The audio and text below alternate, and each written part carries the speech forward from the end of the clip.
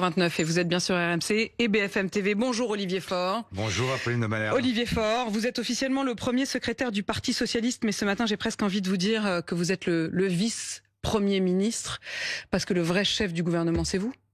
Oui, ah bon, ça serait, j'aimerais qu'on ait un gouvernement de gauche. Malheureusement, c'est un gouvernement de droite qui reste à Matignon, et donc nous allons maintenant nous battre. Non, mais c'est vous. Il y a eu une première victoire hier. C'est vous qui avez quasi écrit le texte prononcé hier à l'Assemblée nationale. Non, je n'ai pas écrit le texte, et si c'est moi qui l'avais écrit, je peux vous dire qu'il aurait été très différent.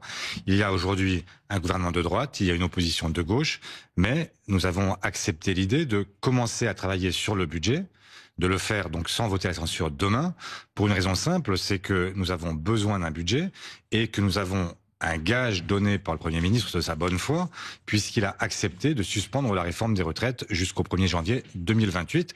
À ce moment-là, nous aurons eu entre les deux une élection présidentielle qui déterminera le sort définitif de la réforme des retraites. Vous l'avez applaudi hier, on va rentrer évidemment dans les détails, non seulement de ce que vous dites être une suspension, que certains économistes de gauche disent n'être qu'un décalage, on va y revenir, mais il y a aussi beaucoup de choses dans ce budget avec lesquelles, a priori, vous ne sembleriez pas tout à fait d'accord. Et on va voir, vous l'avez dit, ce n'est qu'une première victoire. Quelles sont les autres victoires que vous espérez? Sur cette question de suspension, voilà les mots exacts du Premier ministre hier. Aucun relèvement de l'âge n'interviendra à partir de maintenant jusqu'à janvier 2028, comme l'avait précisément demandé la CFDT. Il prend soin évidemment de citer la CFDT plutôt que le Parti Socialiste. Mais enfin, j'imagine que vous vous êtes senti visé. En complément, la durée d'assurance sera elle aussi suspendue et restera à 170 trimestres jusqu'à janvier 2028. Vous dites suspension, mais en réalité, ça n'est qu'un décalage. C'est une suspension. Pour l'instant, plus personne ne verra en fait l'âge légal et les trimestres bouger, ce qui était la réforme Borne. Maintenant, en 2028, ça veut dire que nous sommes en 2025, il y a 3 ans pendant lesquels tout ça est suspendu. Et en 2027, il y aura une élection présidentielle. Et là, les Français choisiront, puisque je n'imagine pas un seul instant que les candidats à l'élection présidentielle ne disent pas ce qu'ils veulent faire sur cette réforme des retraites. Est-ce qu'ils veulent l'abroger? Est-ce qu'ils veulent au contraire la prolonger? Et à ce moment-là, on aura en fait une légitimité pour le prochain président à réaliser une réforme ou à prolonger celle-ci, puisqu'il aura été élu par les Françaises et les Français. On a presque l'impression à vous entendre, Olivier Faure, que c'est le début de la campagne présidentielle. D'une certaine façon, oui. Oui, parce que maintenant, à partir d'aujourd'hui, chaque vote va compter. Il n'y a plus de 49-3. Ça veut dire quoi? Ça veut dire que chaque député sera amené à se prononcer et son vote aura une conséquence directe. C'est la première fois depuis 1958. Ça n'est jamais arrivé. Pour la première fois, vous aurez des députés qui sont responsables de leurs actes. Et donc, ils devront à la fois voter des recettes, voter des dépenses et dire aux Françaises et aux Français quelles sont les raisons de leur choix. Eh bien, moi, je pense que dans cette circonstance-là, les masques vont tomber. On aura des gens qui défendront plutôt les milliardaires, et puis des gens qui défendront plutôt les retraités, ou les salariés, ou les jeunes. Et donc, nous verrons bien. Mais à chaque étape, chacun sera devant sa conscience et devant ses électeurs. Et il y a un certain nombre de points sur lesquels je voudrais vous interroger, et notamment le gel du barème de l'impôt sur le revenu. 200 000 foyers vont mécaniquement entrer dans l'impôt. Ça, vous voterez contre? Oui, absolument. C'est 200 000... En fait, à chaque étape, ce qu'il faut bien que tous ceux qui nous écoutent et qui nous regardent comprennent, c'est que Olivier Faure, ce que vous êtes en train de nous dire, c'est que ce que vous avez fait hier, c'est-à-dire au fond être celui qui peut soit lever le pouce pour dire on continue, soit baisser le pouce pour dire on s'arrête. Ce mécanisme-là, vous pourrez le faire à chaque étape, puisque comme il n'y a pas de 49.3, chaque article qui va être examiné de ce budget, vous pourrez dire ah ben non, ça je suis pas d'accord. Et si vous n'êtes pas d'accord, ce budget tombe. Pas tout à fait comme ça. Il n'y a pas que les socialistes qui vont décider. C'est sur chaque vote, vous aurez tous les groupes qui seront amenés à prendre des positions. Prenons l'exemple. À chaque vote, il y aura à chaque fois quasiment l'épée de Damoclès de la censure. Non, à chaque vote, il y aura tout simplement la possibilité d'avancer ou de reculer. Et je prends l'exemple que vous venez de citer.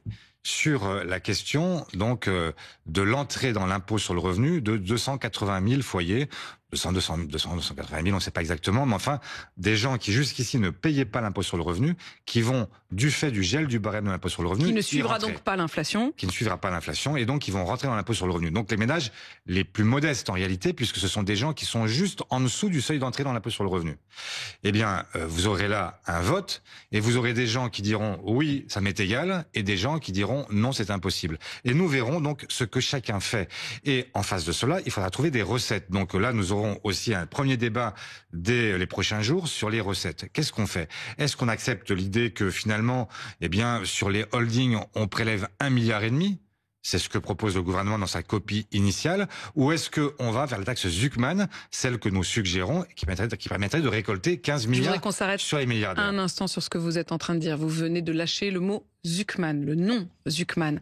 Olivier Faure, allez-vous réintroduire la taxe Zuckman par amendement? Oui, bien sûr. Oui. Bien sûr. Vous allez réintroduire Bien la taxe sûr. Zuckman par amendement. Et nous amendement. verrons à ce moment-là qui est pour et qui est contre.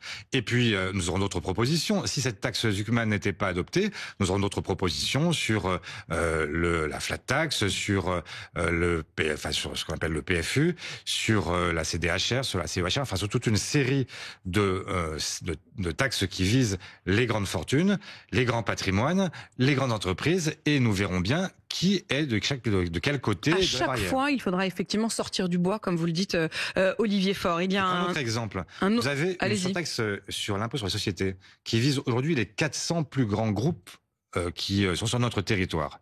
Cette taxe, elle était de 8 milliards l'an passé. Elle est ramenée à 4 milliards cette année.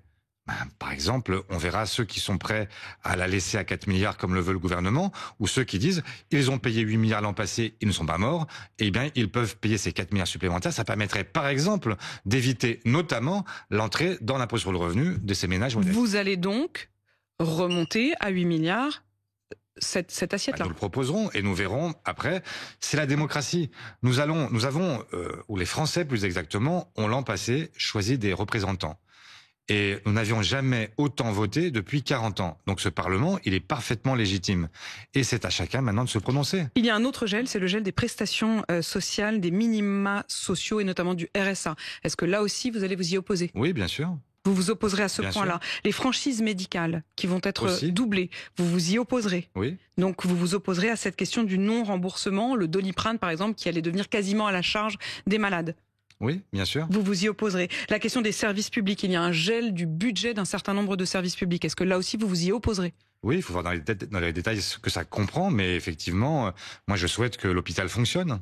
Donc ça veut dire qu'à la fin, ce budget déposé par Sébastien Lecornu, il n'en restera pas grand-chose. Mais le Premier ministre lui-même a dit, c'est ma copie initiale, ce ne sera pas la copie d'arrivée. J'ai compris aussi hier qu'il disait que la trajectoire budgétaire qu'il fixait n'était pas exactement celle qui était la trajectoire initiale dans son projet de budget. Si on parle de technique 2 secondes, pour l'instant, il veut réduire le déficit à 4,7 points de PIB et il a dit, je suis prêt à revenir à 5. Ça veut dire quoi? Ça veut dire qu'entre les deux, il y a 9 milliards d'économies en moins. Ça veut dire que là où on pourrait prélever sur tous ces gens qu'on vient d'évoquer, parce que ce sont des gens et non pas simplement des chiffres, eh bien, on pourrait là récupérer 9 milliards. Si nous augmentons les recettes, il y a là peut-être la possibilité de faire 10, 15 milliards de différence et donc de faire en sorte que demain, on ait un budget qui soit un budget plus juste que ce qu'il est aujourd'hui. Ça veut dire que vous respecterez... Olivier Faure, vous respecterez la commande qui a été passée par Sébastien Lecornu et par son ministre de l'économie, qu'il y ait à chaque fois qu'il y a un moins, un plus de l'autre côté. Bien sûr. Ça, vous respecterez. Bien sûr, vous trouverez les sous ailleurs. Mais moi, je souhaite qu'on soit gouverné. Je ne souhaite pas que le pays parte... je ne souhaite pas mettre le pays en vrac. Je souhaite au contraire qu'on ait un pays qui puisse se tenir debout. Je souhaite qu'on puisse réduire la dette, mais pas au rythme qui avait été fixé par François Bayrou et que semblait rejoindre Sébastien Lecornu jusqu'ici. Je vois qu'il évolue, c'est une victoire là aussi, et donc je m'en satisfais. Et ce que je veux, c'est que d'ailleurs la trajectoire que nous avions nous-mêmes fixée il y a 1 mois et demi à Blois, nous avions dit non pas 4,6 comme le voulait Bayrou, mais 5, ce qui permettait de faire en sorte que nous n'étouffe pas l'économie. On a besoin que l'activité reprenne, on a besoin 5, que vous parlez la des consommation 5% populaire du PIB, qui est effectivement le chiffre qui a d'ailleurs été repris par Sébastien Lecornu. Il vous avait prévenu hier, juste avant de monter à la tribune? Juste avant. Juste avant. Il vous a envoyé un SMS, il vous a dit c'est bon? Il m'a dit je prends mon risque. Je prends mon risque. Oui, parce qu'il prend un risque politique, et je le reconnais. C'est les mots qu'il vous a écrits, je prends mon risque. Oui. C'est pour ça que vous avez applaudi ensuite lorsqu'il l'a prononcé. J'ai applaudi quand j'ai entendu l'ensemble des phrases qui permettaient de comprendre qu'il s'agissait non seulement d'une suspension de l'âge légal, mais aussi des trimestres pour qu'il n'y ait pas, en fait, de leurre sur la nature de ce qu'était l'engagement du Premier ministre. Lorsque Bruno Retailleau dit hier, ce gouvernement s'est mis entre vos mains, entre les mains du Parti socialiste, il a donc raison. Non, il s'est mis entre les mains des Français. Parce que tout simplement, ce que j'ai fait hier, c'est que j'ai été simplement le porte-voix de millions de Français qui ont manifesté, de syndicats qui se sont prononcés à l'unanimité et qui ont réclamé que cette réforme s'interrompe. Un certain nombre de syndicats, ils demandent à aller plus loin. Sophie Binet de la CGT dit c'est un décalage plus qu'une suspension et elle appelle même à l'abrogation. Est-ce que vous le tenterez dès maintenant, l'abrogation, ou est-ce que vous vous contenterez de la suspension, voire même du simple décalage? Mais le débat sémantique sur décalage-suspension, je trouve qu'il a aucun sens. Il y a bien une suspension au sens où tout est interrompu. Maintenant, ça n'est pas définitif. Il faut maintenant gagner l'élection présidentielle. Et c'est une évidence qu'il y aura un choix entre la droite et la gauche au moment de l'élection présidentielle.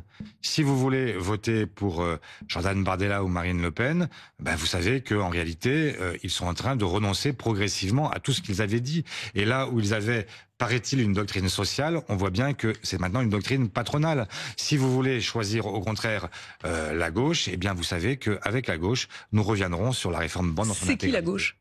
La gauche, c'est les socialistes, c'est les écologistes, c'est les communistes. Enfin, parce que là, vous allez tous en ordre dispersé. Vous l'avez annoncé, vous ne censurerez pas, à part quoi? Il y a 3 de vos députés qui s'apprêtent à censurer? Oui, à peu près, je pense. À censurer, c'est ça? Pas davantage? Non. Au moment où on se parle, ça veut dire que donc effectivement votre consigne, ou en tout cas votre décision collective de ne pas censurer sera globalement respectée. Pour vous dire que c'est pas une consigne. Moi, je ne suis pas un caporal-chef.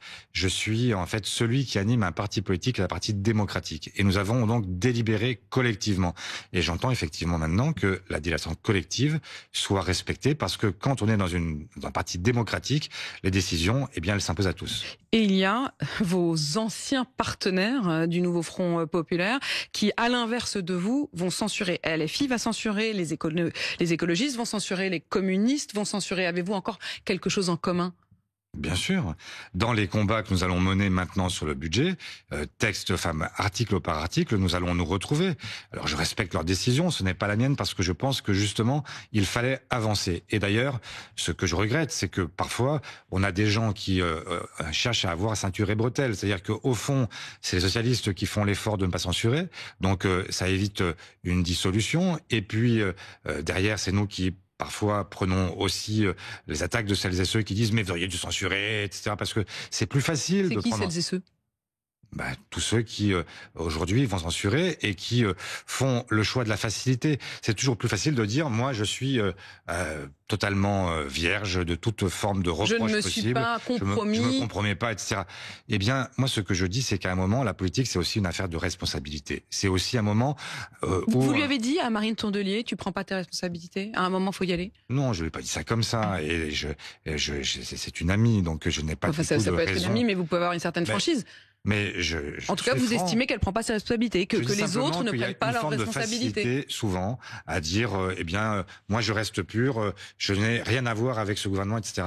Mais enfin, en même temps, si le débat démarre et si demain on a la possibilité de revenir sur des mesures qui sont des mesures terribles, ce sera grâce à ce débat.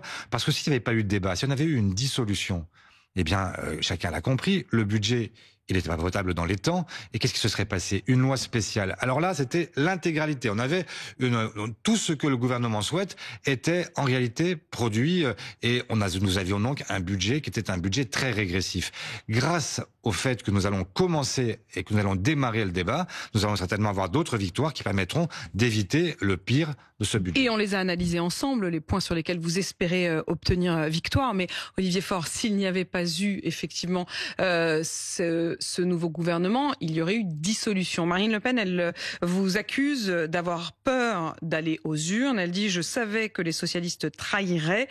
Ils veulent des excuses, trouver des excuses pour ne pas aller aux urnes. » Écoutez, je sais pas très bien je n'ai pas tellement envie de répondre à Marine Le Pen, qui pour moi est insignifiante. J'ai quand même un peu l'impression que c'est aussi ce que vous disent LFI, donc vous pouvez aussi répondre à LFI. Mais je peux répondre à tout le monde. Je trouve ça... Il y a des gens qui passent leur vie à d'abord changer de pied, parce que Marine Le Pen, en l'occurrence, quand on a demandé la censure au mois de juin, elle n'était pas là. et que donc maintenant elle a décidé qu'elle censurait tout à n'importe quel prix. Moi, ce que je vois, c'est que dans un pays qui est un pays qui va mal, on a besoin aussi d'avoir un budget et on a besoin aussi de gens qui sont responsables. Bon, pour le reste, est-ce qu'on s'est fait acheter? Pas du tout. Vous voyez bien que ce que je vous dis ce matin, c'est que je n'ai pas échangé enfin, à partir du moment où il y avait la suspension, j'ai pas acheté le budget. C'est tout le contraire. Je vous dis que je vais me battre désormais pied à pied et nous verrons bien qui de la droite et de la gauche obtient en fait satisfaction article par article. Olivier Faure, je parlais à l'instant des Insoumis, des écologistes et des communistes. Les Insoumis, vous aviez déjà dit que vous n'iriez pas ensemble à la présidentielle, mais les écologistes et les communistes, tout de même, vous aviez évoqué l'idée d'une primaire de cette gauche-là, c'est-à-dire toute la gauche moins LFI. Est-ce que c'est encore d'actualité aujourd'hui, oui, alors que vous ne partez pas ensemble sur cette question de budget? Oui, bien sûr, mais nous avons déjà fait des choix différents, rappelez-vous, l'an passé. Et ça n'avait pas empêché derrière que socialistes, écologistes, communistes se retrouvent. Et j'espère bien que nous allons continuer à travailler ensemble, parce qu'il peut y avoir des différences d'appréciation à un moment donné. Ça ne veut pas dire que nous sommes en désaccord sur tous les sujets. Au moment où on se parle, vous irez ensemble à la présidentielle. Et vous verrez que dans le combat qui va commencer dès aujourd'hui, nous serons ensemble à chaque fois. Nous allons défendre ensemble la taxe Zuckman, nous allons défendre ensemble les services publics, nous allons défendre ensemble le fait que les Français les plus modestes se soient épargnés des mesures qui sont aujourd'hui imposées. Il y a d'autres choses que vous allez glisser dans ce budget? Oui, bien sûr. Moi, je veux, par exemple, qu'il y ait une mesure sur le pouvoir d'achat. Et nous avions proposé qu'il y ait un taux différencié de CSG, ce qui permettrait à des gens qui sont juste en dessous du salaire médian, c'est-à-dire 1 920 € net par mois, et bien que ces gens-là puissent gagner entre 900 € pour une personne seule et 1 500 € pour un couple. Vous le glisserez dans ce budget? Et nous ferons en sorte que ce soit voté. Maintenant, nous verrons. Là aussi, chacun sera devant sa responsabilité. Et donc, chacun devra dire s'il est pour ou s'il est contre. Une question juridique. Le député RN Jean-Philippe Tanguy estime qu'il y a un risque que la suspension de la réforme des retraites soit vue comme un cavalier législatif. Et dans ce cas, elle serait censurée par le Conseil constitutionnel. L'avez-vous anticipé ? Mais c'est que Jean-Philippe Tanguy n'a pas tout à fait compris ce qu'il se passait, puisque Jean-Pierre Farandou, le nouveau ministre du Travail hier, a annoncé que ce serait un texte qui serait un texte spécifique qui serait présenté d'ici le mois de novembre. Eh bien, ça veut dire que ça peut pas être un cavalier, parce que c'est l'objet même du texte. Donc là, c'est de la technique parlementaire, mais c'est pas. Mais donc, en tout cas, vous avez anticipé cette question-là. Autre question, vous l'avez peut-être vu hier, l'agence France Trésor, qui est donc en charge, au nom de la France, d'emprunter sur les marchés l'argent, a donc annoncé qu'elle allait demander 310 milliards d'emprunts sur les marchés. C'est du jamais vu, c'est un montant record, et en plus, elle va devoir le payer plus cher que ce qu'elle payait jusqu'à présent, puisqu'on emprunte plus cher sur les marchés désormais. Est-ce que dans ce contexte-là, tout ce qu'on vient de se dire vous paraît vraiment raisonnable? Vous aurez remarqué une chose hier soir à Pauline de Malherbe, c'est que les marchés ont réagi immédiatement quand il y a eu le sentiment que la stabilité était acquise. Eh bien, ils ont réagi positivement, ce qui veut dire que les taux d'intérêt vont baisser. Ce sera là aussi un élément qui permettra de retrouver un peu d'oxygène pour tout le monde. Vous-même, vous en avez retrouvé de l'oxygène là, Olivier Faure? Je ne sais pas si j'ai retrouvé de l'oxygène, mais je pense que les Français retrouvent de l'oxygène quand ils ont le sentiment qu'il y a des gens qui, aujourd'hui, se préoccupent d'eux avant de se préoccuper de leur prochaine présidentielle. Merci Olivier Faure. Avant de se préoccuper de la prochaine présidentielle, mais cela dit, vous l'avez quand même reconnu, c'est comme si l'élection présidentielle commençait aussi aujourd'hui, la campagne et le débat. Olivier Faure, premier secrétaire du Parti Socialiste, merci d'avoir répondu à mes questions. Il est 8h47 sur RMC et BFM TV.